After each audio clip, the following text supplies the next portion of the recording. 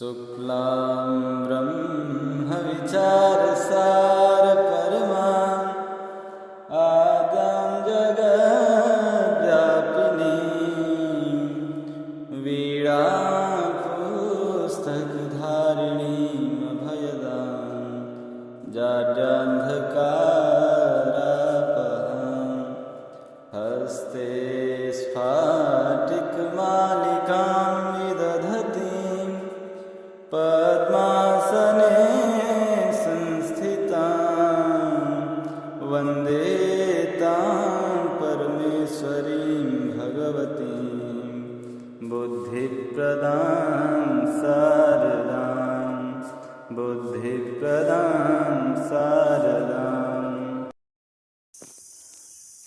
नमो नमः। आज के पाठ में आप सबका स्वागत है। पिछले पाठ में आपने जिन सूत्रों को पढ़ा, आज आप उनसे आगे के सूत्रों को पढ़ेंगे। तो पहला सूत्र पढ़ते हैं, इंद्रे च। सूत्र क्या है पहला? इंद्रे च क्या है, इसकी वृत्ति देखते हैं। गोहो अवं स्याद इंद्रे। गोह अवं स्यात् इंद्रे। क्या अर्थ हुआ इसका? गोह अर्थात गो के स्थान पर या गो को। अवं स्यात् अवं हो इंद्रे, इंद्र पर में हो तो। इंद्र पर में अर्थात इंद्र शब्द पर में हो तो गो शब्द को अवं आदेश होता है। सूत्र का अर्थ समझ में आ गया। इंद्र शब्द पर में हो तो गो को अवं आदेश होवे। इसको देख लेते हैं प्रयोग के माध्यम से। तो प्रयोग में गो इंद्र ये अवस्था है, गो इंद्र। अब गो में ग ओ आगे इंद्र, ये उसका विच्छेद हो गया। तो यहाँ ओकार और इकार में जब संधि को देखेंगे तो यहाँ एचो यवायावह सूत्र के द्वारा यहाँ पर अवादेश प्राप्त रहेगा ओकार के स्थान पे, क्योंकि एच में आ जाएगा ओकार और उससे परे अच है ई, तो अच के परे रहते एच के स्थान पर अयादेश होते हैं। तो यहाँ ओकार के स्थान पे अव आदेश हो जाएगा, होने वाला रहेगा, तभी उसको बांध लेगा इंद्रे च। यह सूत्र कहेगा कि इंद्र पर में हो तो गो शब्द को अवं आदेश होता है। तो ठीक है, गो को अवं हो जाए तो गो को अवं हो जाए। अवं कैसा आदेश है? अनेक अल वाला आदेश है। तो अनेकाल से सर्वस्व सूत्र के द्वारा ये संपूर्ण के स्थान पे प्राप्त रहेगा, पूरे गो के स्थान पे प्राप्त रहेगा अवं आदेश, कि पूरे गो के स्थान पर हो जाए अवं। तो फिर उसको बांध लेगा कौन? ङिच्च, यह सूत्र बांध लेगा। कहेगा कि ङित जो आदेश होता है वह अनेकाल होने पर भी, ऐसा अनेकाल आदेश जो ङित हो तो भी वो क्या हो जाता है? अंतिम वर्ण को होता है।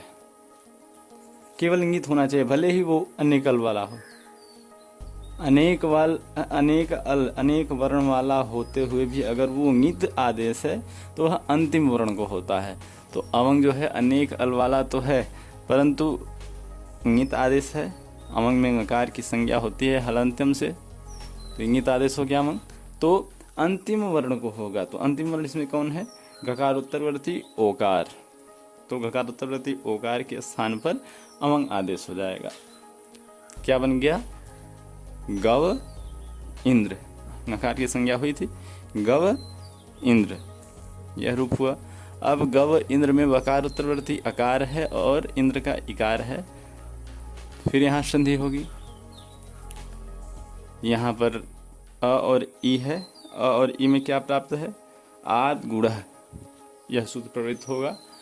कहेगा अवर्ण से परे अछ हो तो गुण एक आदेश होता है, पूर्व और पर के स्थान पर। तो अ वर्ण से परे अछैया है, तो यहाँ पर गुण हो जाएगा। अकार का उच्चारण स्थान कंठ है, इकार का उच्चारण स्थान तालु है, तो ए दई तो कंठ तालु। इससे जो है अ और ई के स्थान पर गुण रूपी कार्य एकार हो जाएगा। अचीनम परिण संयोजन की सहायता से पर में जाकर के मिल जाएगा। क्या बन जाएगा? गवेंद्र।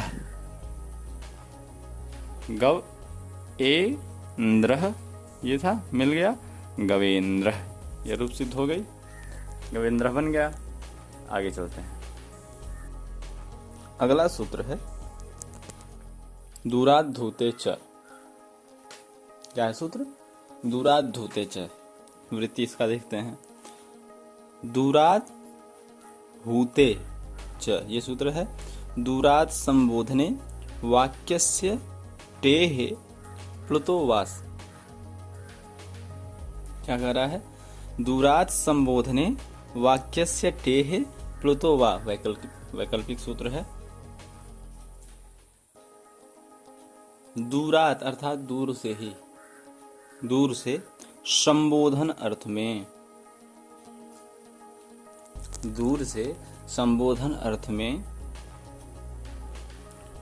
उस वाक्य, ऐसा वाक्य जिसमें दूर से संबोधन किया गया हो, तो उस ऐसे वाक्य में जो उस वाक्य का टी भाग होता है उसको प्लुत होता है विकल्प से। टी के स्थान पर प्लुत होता है। समझ में आया? टी के स्थान पे प्लुत होता है विकल्प से, वैकल्पिक सूत्र है। तो अब इसको आगे जो है पढ़ेंगे, समझेंगे इसको प्रयोग के माध्यम से। अगला सूत्र है प्लुत प्रगृह्या अचिनित्यम। क्या सूत्र है? प्लुत प्रगृह्या अचिनित्यम। तो यहाँ कह रहे हैं एते अचि प्रकृत्याशयो, एते अचि प्रकृत्याशयो अर्थात प्लुत प्रगृह्या अचिनित्यम।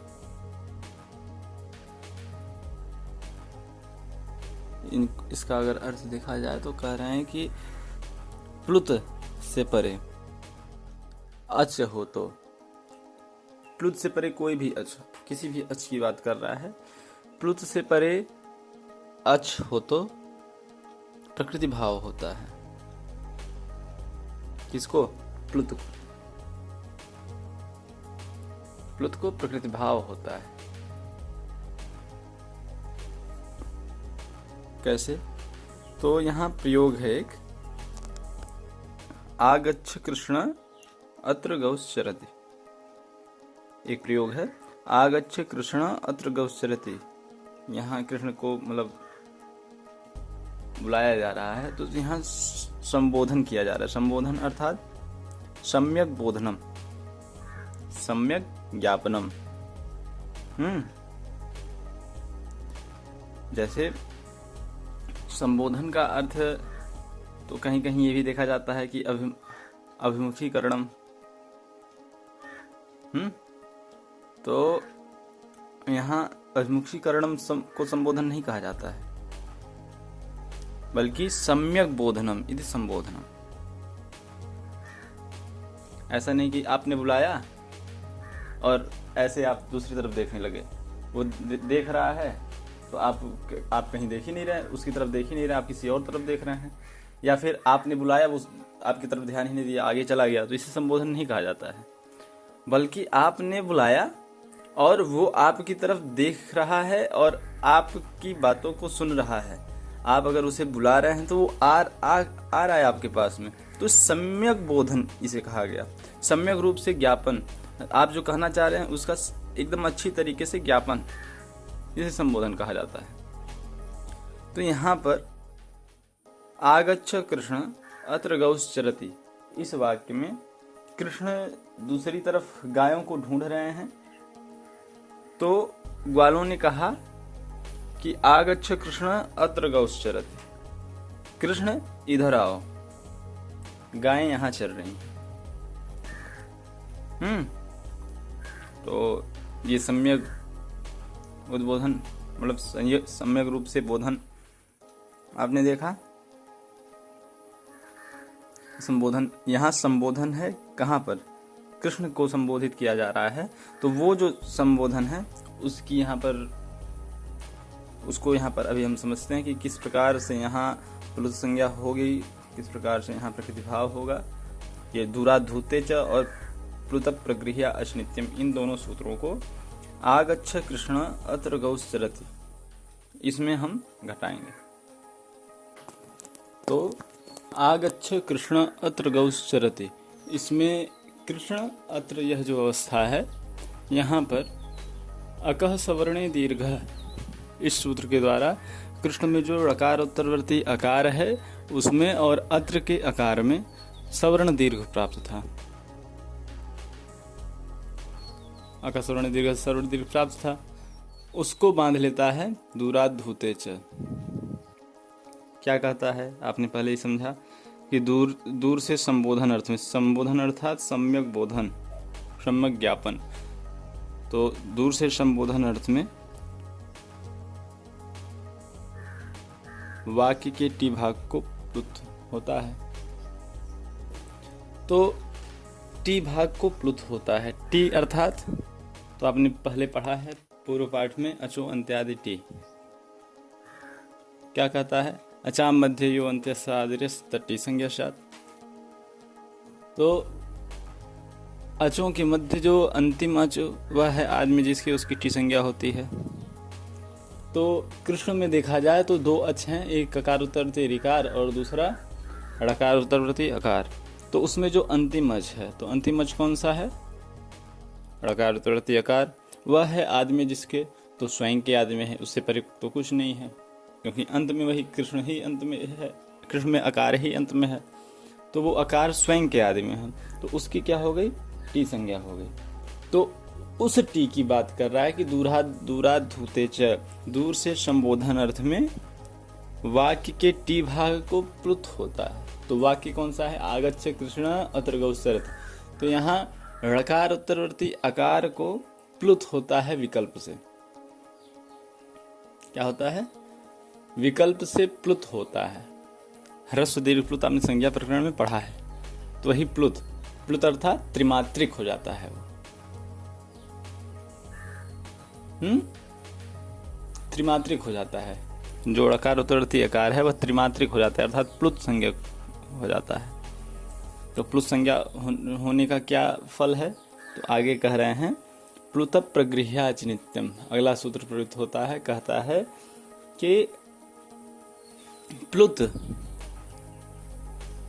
की प्रगृह संज्ञा होती है अच पर में हो नित्य ही, मतलब विकल्प से नहीं, यहाँ विकल्पा भाव नहीं है, नित्य ही, अर्थात प्लुत से परे अच हो तो प्लुत को प्रकृति भाव हो जाता है नित्य ही, बिना किसी रोक टोक के।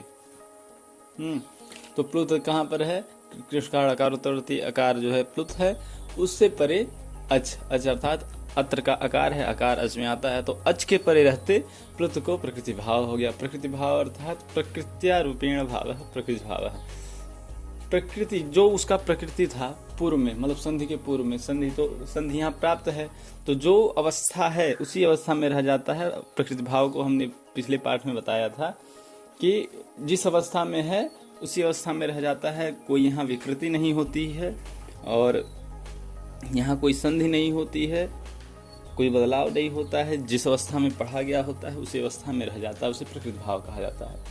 तो कृष्ण अत्र ये था, तो वही अवस्था रह जाएगी, क्यों, क्योंकि ऋकार उत्तरवर्ती जो अकार है वह प्लुत संज्ञक है। उस प्लुत की उसे वो जो प्लुत संज्ञा हुआ है उसकी सहायता से यहाँ पर प्रकृति भाव हो गया। किस सूत्र के द्वारा, प्लुत प्रगृह्याच नित्यम सूत्र से। तो क्या बना, आगच्छ कृष्ण अत्र गौश्चरति, यह रूप सिद्धि हो गई। अब यहाँ दूराधूते च, यह जो सूत्र है यह प्लुत संज्ञा विकल्प से करता है, तो जिस पक्ष में विकल्प से नहीं करेगा, मतलब प्लुत संज्ञा नहीं होगी, उस पक्ष में जो है कृष्णात्र गौश्चरति ऐसा हो जाएगा। हाँ, लेकिन जब वहां पर प्लुत संज्ञा होगी दूराद्धूते च इस सूत्र के द्वारा, तो जहां भी प्लुत देखेगा और उस प्लुत के आगे अगर पर में अगर अच होगा तो वहां जहां जहां भी ये अवस्था होगी वहां मतलब प्रकृति भाव हो जाएगा। तो ये आपने आगच्छ कृष्ण अत्र गौश्चरति इस रूप को देखा, इस रूप को सिद्ध किया। इससे आगे आप अगले पाठ में पढ़ेंगे। तब तक के लिए नमो नमः। कृपया इस संस्कृत चैनल को सब्सक्राइब करें और इसे ज़्यादा